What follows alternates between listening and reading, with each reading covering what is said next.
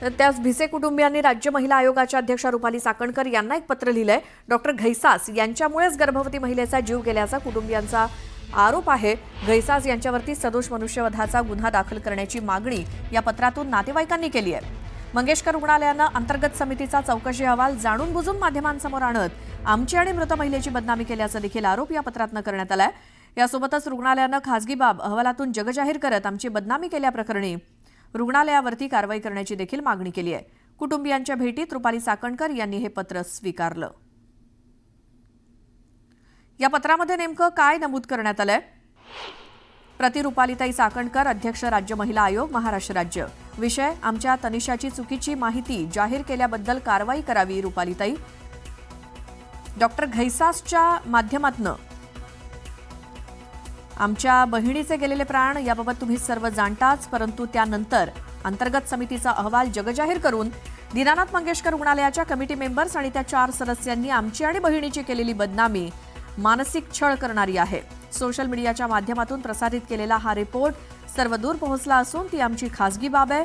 ताई, तुम्ही डॉक्टर घैसासवर मनुष्यवधासाठीचा आणि या कमिटीनं आमची माहिती जगासमोर जाहीर केल्याबद्दल कमिटीच्या लोकांवरती कारवाई करावी ही नम्र विनंती। आम्ही घरातील सर्व महिला मागणी करत आहोत। कळावे सविता भिसे, योगिता बढे, ज्योती अवघडे, वंदना भिसे, दुर्गा रुद्रकर आणि प्रियंका पाटे या सगळ्या महिलांनी मिळून हा अर्ज किंवा हे पत्र रुपाली चाकणकर यांना दिलाय।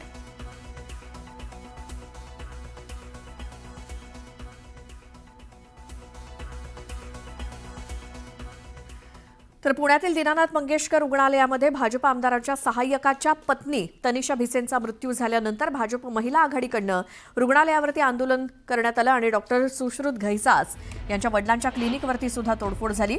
या घटनेवरती भाजप खासदार मेधा कुलकर्णींनी पक्षाचे शहराध्यक्ष धीरज घाटे यांना पत्र लिहून नाराजी व्यक्त केली। गर्भवतीचा मृत्यू दुर्दैवी असला तरी घटनांची शहानिशा न करता केलेली तोडफोड ही अयोग्य आहे। वैद्यकीय सल्ले डावलून कुटुंबियांनी धोकादायक निर्णय घेतल्याचा उल्लेख आहे। अशा हिंसक वर्तनामुळे पक्षाची प्रतिमा डागाळते। आंदोलन करणं योग्य असले तरी त्याची सभ्य पद्धत असावी असं कुलकर्णींनी नमूद केलंय। तर अशा प्रकारचं मेधा कुलकर्णी यांचं कोणतंही पत्र आपल्याकडे आलं नसल्याची बाब भाजप शहराध्यक्ष धीरज घाटे यांनी सांगितली। तर अशी प्रतिक्रिया समाजातून येणं स्वाभाविक आहे असं म्हणत घाटेंनी आंदोलनाचा बचाव केलाय। कार्यकर्त्या म्हणून या महिलांची बाजू योग्यच आहे अशी प्रतिक्रिया धीरज घाटेंनी दिली। हे आपल्यासोबत शहराध्यक्ष धीरज घाटे आहेत। सर, जो दीनानाथ रुग्णालय मंगेशकरमध्ये प्रकार झाला तो प्रकार दुर्दैवीच आहे, पण त्यानंतर अनेक आंदोलनं झाली। त्यापैकी एक आंदोलन म्हणजे भाजपचं होतं, महिला आघाडीचं। त्यावेळेस डॉक्टर घैसास यांचं जे खाजगी रुग्णालय आहे ते फोडण्यात आलं। यावर आता पत्र लिहित मेधा कुलकर्णींनीच नाराजी व्यक्त केली आहे। नाही, पण मुळात असं काही पत्र त्यांनी प्रत्यक्ष माझ्याकडे दिलेलं नाहीये। या संदर्भात आज माध्यमांच्या प्रतिनिधींकडून असं कळतंय की त्यांनी असं काही पत्र दिलं आहे। या संदर्भात त्यांचं आणि माझं प्रत्यक्ष या विषयावरती काही बोलणं झालेलं नाहीये। त्यामुळं असं कोणतं पत्र मिळालेलं नाहीये, ते मी वाचलेलं नाहीये। त्यामुळे त्या पत्रावरती मी आता काही बोलणं हे उचित राहणार नाही। पण जे मेधा कुलकर्णींचं पत्र व्हायरल होते ते त्यांनी सोशल मीडियावरती देखील टाकलं आहे की असा प्रकार होणं गंभीर आहे, डॉक्टर घैसास यांचं हॉस्पिटल फोडणं गंभीर आहे। त्या महिलांना तुमचं काही बोलणं झाले, ज्या महिलांवरती गुन्हा देखील आता अलंकार पोलीस स्टेशनमध्ये दाखल झालाय? हे एक लक्षात घ्या, ज्या दिवशी घटना घडली त्या दिवशी मी स्वतः दीनानाथ मंगेशकरच्या प्रशासनाशी या विषयामध्ये बोललो। त्यांनी त्यांची बाजू त्या ठिकाणी मांडली, परंतु त्या दिवशी जी दुर्दैवी घटना घडली, समाज मनावरती त्या दिवशी या दुर्घटनेचा एक परिणाम म्हणा किंवा यावरती स्वाभाविक प्रतिक्रिया येणं हे निश्चित मला असं वाटतं की येणं स्वाभाविक होतं आणि त्याचाच एक भाग म्हणून त्या दिवशी महिला मोर्चाने केलेलं आंदोलन असेल। शेवटी आपण जनमानसामध्ये काम करत असताना अशा विषयांवरती प्रतिक्रिया देणं, आंदोलन करणं हे कार्यकर्ता म्हणून त्यांची बाजू जर आपण विचार केली तर मला असं वाटतं की ते योग्य आहे। परंतु ह्या सगळ्या विषयावरती आज या पत्राच्या माध्यमातून खासदार मेधाताई कुलकर्णी यांनी जे म्हटलं आहे ते मला असं वाटतं की पार्टी म्हणून माध्यमांच्या कडनं हे कळणं याच्यापेक्षा 4 पदाधिकारी नेते एकत्र बसून या विषयावरती चर्चा करणं हे योग्य होतं। कॅमेरा पर्सन सचिन हंसाटेसह अभिजित पोते, न्यूज 18 लोकमत, पुणे। पुढची बातमी बघूयात. इतिहास अभ्यासक इंद्रजित सावंत यांनी प्रशांत कोरटकरला नोटीस पाठवली आहे. कोल्हापूर कारागृहाच्या पत्त्यावरती अब्रू नुकसानीची ही नोटीस पाठवण्यात आली आहे. कोरटकर सध्या कोल्हापूर कारागृहात असल्यामुळे वरिष्ठ तुरुंग अधिकारी अविनाश भोईर यांच्याकडे ही नोटीस पाठवण्यात आली असून खोटी माहिती आणि बदनामी केल्याप्रकरणी ही नोटीस बजावण्यात आली आहे.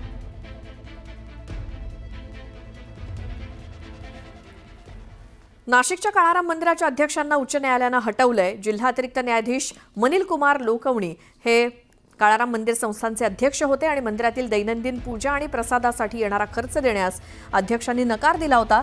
त्यामुळे काळाराम मंदिरातील इतर पुजारी मंडळांना कोर्टात धाव घेतली. त्यानंतर आता कोर्टानं अध्यक्षांना पूजेचे पैसे हे व्याजासकट कोर्टामध्ये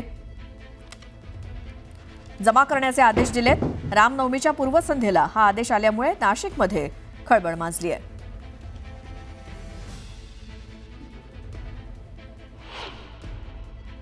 त्यांनी आम्हाला जागा द्यायला नकार देऊन घटनेचं उल्लंघन केल्यामुळे आम्ही संबंधित विभागाला तक्रार दिली होती. त्या तक्रारीचं निवारण करून शहानिशा करून ही कारवाई झालेली आहे व अध्यक्षांना तिथून त्या पदावरून हटवण्यात आले. महाराष्ट्रातील अनेक जिल्ह्यामध्ये तापमानाला 40 अंशांचा आकडा गाठलेला आहे. यामध्ये अकोला 40 तर ब्रह्मपुरीमध्ये तापमान 41.3 अंश सेल्सिअस इतकं आहे. त्याखालोखाल सर्व विदर्भातले सर्व जिल्हे आणि मराठवाड्यात सुद्धा तापमान वाढ झाली आहे. राज्याच्या काही भागात उष्णता आणखी वाढण्याची शक्यता आहे. येत्या 2 ते 3 दिवसात राज्यातील अनेक ठिकाणी तापमानात 2 ते 3 अंशांनी वाढ होण्याची शक्यता हवामान विभागानं वर्तवली आहे. त्यामुळे उष्णतेचा येलो अलर्ट जारी करण्यात आलाय. अकोल्यामध्ये पारा 41 तर ब्रह्मपुरीमध्ये 41.3 अंशांवरती गेलाय. नंदुरबार, जळगाव, पुणे, धुळे आणि नाशिकसह आजूबाजूच्या भागात उष्णतेची तीव्रता अधिक जाणवणार आहे. तर छत्रपती संभाजीनगरमध्ये यंदाच्या उन्हाळ्यातील रविवार सर्वात जास्त उष्ण ठरला. काल 40 डिग्री तापमानाची नोंद करण्यात आली. तर नंदुरबार, जळगाव, पुणे, धुळे आणि नाशिकसह आजूबाजूच्या भागात उष्णतेची तीव्रता अधिक जाणवणार आहे. त्यातच आता कोकणासह मराठवाडा, विदर्भात तापमानात चांगलीच वाढ होतीये. उन्हात जाताना खबरदारी घ्या असा सल्ला हवामान विभागानं दिलाय. पश्चिम भारत के जो काफ़ी क्षेत्रों से हॉट एयर जो ड्राई डेसिकेटिंग विंड्स वो कहते हैं, ये आने के कारण आपको तापमान ज़्यादातर देखने के लिए मिला था. जैसा आप देखेंगे कल के हिसाब से विदर्भ क्षेत्र में जो अकोला जो जगह से स्थानों से 43.2 डिग्री जो हाईएस्ट इस सीज़न का जो हाईएस्ट जो रिकॉर्ड किया था दर्ज किया था. इसके हिसाब से दूसरा दिनों और तीसरा दिनों में अपने जो मौसम विभाग अपने नागपुर से भी जैसा उष्णलहर की चेतावनी भी हम पश्चिम विदर्भ क्षेत्रों में हम उसका चेतावनी भी हम जारी कर रहे हैं. तर पुण्यातल्या गर्भवती महिलेच्या मृत्यू प्रकरणी पुणे पोलिसांनी दीनानाथ रुग्णालयातले सीसीटीव्ही तपासले. यामध्ये पीडित गर्भवती महिला रुग्णालयामध्ये 5.5 तास बसून असल्याचं प्रथमदर्शनी पोलिसांना दिसून आलं. दरम्यान त्यांच्यावरती उपचार करण्यात आले नसल्याची माहिती पोलिसांना प्राप्त झाली आणि या संदर्भात पुणे पोलीस ससून रुग्णालयाच्या वैद्यकीय अधीक्षकांना पत्र लिहिणार आहेत. थेट रुग्णालयावरती कारवाई करता येत नसल्यामुळे पोलीस ससून रुग्णालयाच्या अधीक्षकांना पत्र पाठवणार आहेत.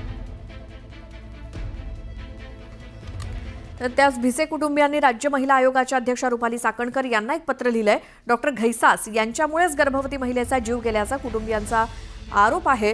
घैसास यांच्यावरती सदोष मनुष्यवधाचा गुन्हा दाखल करण्याची मागणी या पत्रातून नातेवाईकांनी केली आहे. मंगेशकर रुग्णालयानं अंतर्गत समितीचा चौकशी अहवाल जाणून बुजून माध्यमांसमोर आणत आमची आणि मृत महिलेची बदनामी केल्याचा देखील आरोप या पत्रातनं करण्यात आलाय. यासोबतच रुग्णालयानं खासगी बाब अहवालातून जगजाहीर करत आमची बदनामी केल्याप्रकरणी रुग्णालयावरती कारवाई करण्याची देखील मागणी केली आहे. कुटुंबियांच्या भेटीत रुपाली चाकणकर यांनी हे पत्र स्वीकारलं. या पत्रामध्ये नेमकं काय नमूद करण्यात आलंय? प्रति रुपालीताई चाकणकर, अध्यक्ष राज्य महिला आयोग महाराष्ट्र राज्य. विषय: आमच्या तनिषाची चुकीची माहिती जाहीर केल्याबद्दल कारवाई करावी रुपालीताई. डॉक्टर घैसासच्या माध्यमातून आमच्या बहिणीचे गेलेले प्राण याबाबत तुम्ही सर्व जाणताच, परंतु त्यानंतर अंतर्गत समितीचा अहवाल जगजाहीर करून दीनानाथ मंगेशकर रुग्णालयाच्या कमिटी मेंबर्स आणि त्या 4 सदस्यांनी आमची आणि बहिणीची केलेली बदनामी मानसिक छळ करणारी आहे. सोशल मीडियाच्या माध्यमातून प्रसारित केलेला हा रिपोर्ट सर्वदूर पोहोचला असून ती आमची खासगी बाब आहे. ताई, तुम्ही डॉक्टर घैसासवर मनुष्यवधासाठीचा आणि या कमिटीनं आमची माहिती जगासमोर जाहीर केल्याबद्दल कमिटीच्या लोकांवरती कारवाई करावी ही नम्र विनंती.